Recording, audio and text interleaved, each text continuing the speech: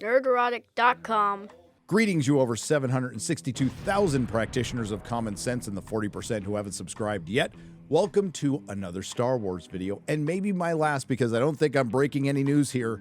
Star Wars is dead, and it has been for a long, long time. It is a zombie franchise, a corpse with its remaining limbs hooked to strings, and its puppeteer is Kathleen Kennedy and her comrades at Lucasfilm, who have systematically destroyed the most financially lucrative movie intellectual property of all time. As previously reported in multiple videos, they killed LucasArts, they killed the EU, they killed Han, Luke, and Leia in that order without putting them in a single scene together, and no, I'm never gonna let that go. And it wasn't enough for Disney Star Wars to just kill Han and Luke. They had to desecrate their characters before doing so. Little did we know at the time, they were just getting started. Over time, Kathleen Kennedy and her ilk would announce a lot of projects that never happened, hire a lot of directors that they would fire, followed by squandering what few successes they actually had, firing Gina Carano, leading to one PR nightmare after another. Simply put, Kathleen Kennedy and Lucasfilm have taken one of the most beloved film franchises of all time and reduced it to a simple category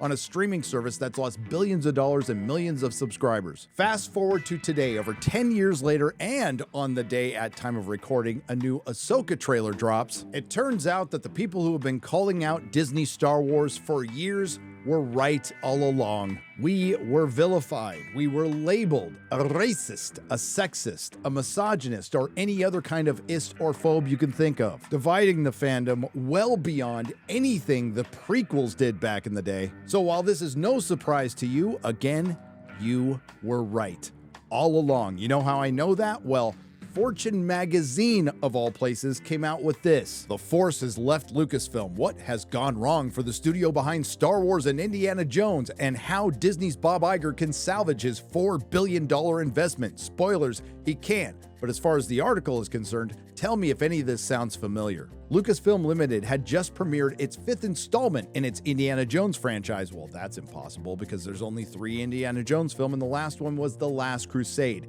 And a lot is riding on the fedora sporting bullwhip-toting archaeologist portrayed by the now 80-year-old Hollywood star Harrison Ford. At nearly $300 million, Dial of Destiny is one of the most expensive films ever made, and initial reviews suggest it could bomb big at the box office when it lands on June 30th. I'll remind you that this isn't an article written by our pals over at Bounding Into Comics. This is Fortune magazine through Yahoo Finance. When Iger acquired Lucasfilm for just over $4 billion a decade ago, it paired the century-old animation company with the studio behind Star Wars and Raiders of the Lost Ark. Yet the match made in heaven now risks becoming an albatross around Disney's neck. The third Skywalker trilogy, which only had Skywalkers in it for about 15 minutes, started off with a bang in late 2015 with The Force Awakens, only to end with a whimper 4 years later as fans deserted the franchise. The studio hadn't produced a theatrical release of any kind since,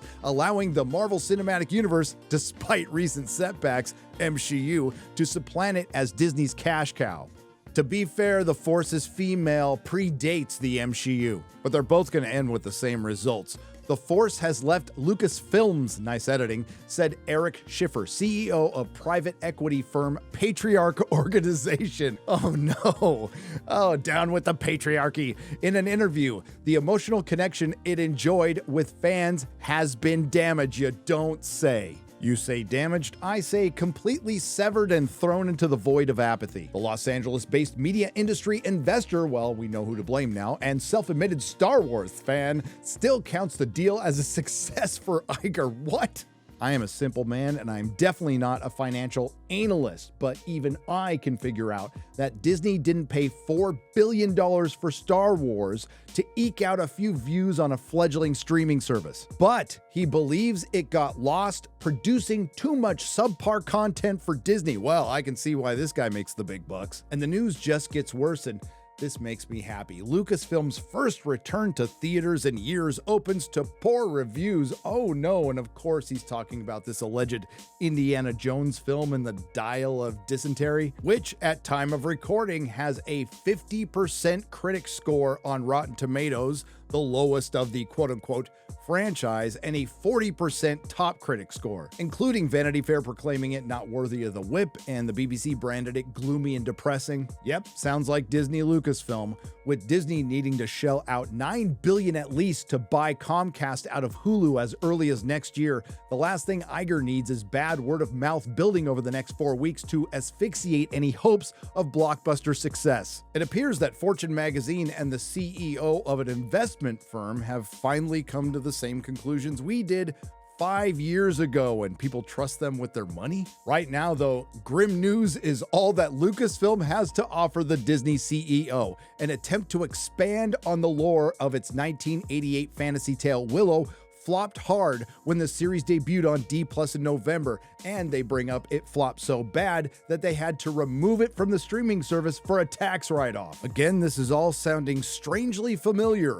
Fans desert Disney Star Wars. He called it Disney Star Wars. Yes! I appreciate the author of this article not dead-naming Star Wars. At the heart of this mess is Lucasfilm president Kathleen Kennedy, a member of Fortune's 2015 class of most powerful women and the first female to kill Star Wars. Sure, she's had her successes with producing Jurassic Park and E.T., but I would say her tenure at Lucasfilm would call all of that into question. This is starting to sound like our greatest hits, yet even being George Lucas's hand-picked successor has not shielded her from hefty criticism. A number of fans begrudged her, along with Last Jedi writer and director Rian Johnson, for deconstructing Luke Skywalker in the third trilogy. Actor Mark Hamill distanced himself from the creative choices Johnson and Kennedy took with his iconic character in a rare industry rebuke. I said, "Oh, what a great entrance! Ah!" Ray caught it? She hasn't even been to Dagobah for training! Antagonized by the perceived shabby treatment of their childhood heroes, there's nothing perceived about it. It was a fact. It was vandalization. It was desecration. Fewer and fewer fans showed up from one movie to the next. The third and final installment, The Rise of Palpatine, only took in half of the $2 billion that premiere film The Force Awakens made for Disney. Could Kennedy go? Well, that would be like firing Captain Edward Smith right after James Cameron shows up at the Titanic wreckage. Following the disappointment of 2019's The Rise of Palpatine, no further theatrical films have gotten off the ground despite past proclamations.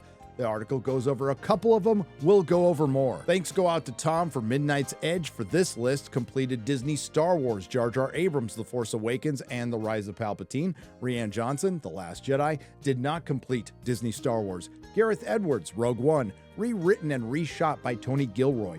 Josh Trank, Boba Fett, canceled. Lord and Miller, Solo, reshot by Ron Howard. Colin Trevorrow, Duel of the Fates, rewritten by Jar Jar Abrams and Chris Terrio. Stephen Daldry, Obi-Wan Kenobi, now D+ show. James Mangold, Boba Fett, now D+ show. Benioff and Weiss, Untitled Jedi prequel, canceled. Patty Jenkins, Rogue Squadron, canceled. J.D. Dillard, Untitled film, canceled. Kevin Feige and Michael Waldron, Untitled film, canceled. Damon Lindelof and Justin Britt Gibson, Untitled post-episode 9 film, replaced by unknown writer, who we now know as the creator of Peaky Blinders, Stephen Knight, who can't write anything because the WGA is on strike. And we'll see what happens with the Taika Waititi, James Mangold, and Dave Filoni Star Wars projects, but I won't hold my breath. Older Star Wars fans want to see Kathleen Kennedy go in favor of someone like Jon Favreau, the Iron Man director and creator of The Mandalorian. Well, I hear he's on his way out, and he's not going to fix anything considering Mandalorian Season 3. Allegedly, negotiations over whether to renew her contract due to expire next year are slated for this August. Interesting. My bet is she stays, just with a different mission, wagers Schiffer, and I remind you, this is the CEO of a private equity firm. The problem isn't Kathleen Kennedy. That statement actually explains quite a lot. When it comes to the realm of nerddom, these people are clueless. Everything can be fixed with the right script. That might have been true 5 years ago, but not now. And when it comes to Disney selling Lucasfilm, unlikely, argues AIM-peer Analysis' Guy Bisson. Ingenious storytellers can always dream up more compelling Star Wars content, so long as they own the IP. Well, there's no danger of that happening anytime soon. I cannot personally see Disney offloading Lucasfilm in the immediate future, the industry expert told Fortune. This article is a complete takedown, and I didn't get to everything, including the Galactic Star Cruiser, which is shutting down, the tactical mistake of placing it in the timeline of the Disney sequel trilogy doomed it to a lifespan of just 18 months after opening. And despite all of this, it doesn't look like Kathleen Kennedy is going to be changing her ways anytime soon. As I said earlier, the Ahsoka trailer dropped today, and it looks like the Force is still female, and Lucasfilm wants to steal back their intersectional feminist crown from the MCU. People talked about the erasure of the Disney trilogy. Well, it turns out Lucasfilm is just going to erase Luke Skywalker. Not to worry, though. I'm sure everything will be fixed by former Harvey Weinstein assistant Leslie Headland's The Acolyte. How does Kathleen Kennedy still have a job? Well, that is one of the universe's great mysteries, but the simplest answer probably is there's a lot of dumb rich people in Hollywood. Currently over at Film Threat, my good friend Chris Gore, along with others like Ryan Kinnell and The Critical Drinker, are putting Star Wars on trial, and maybe they'll find an explanation as to why she is still employed. But one thing has not changed. Star Wars is dead, and it was murdered by Kathleen Kennedy's Lucasfilm. Nerdrotic.com.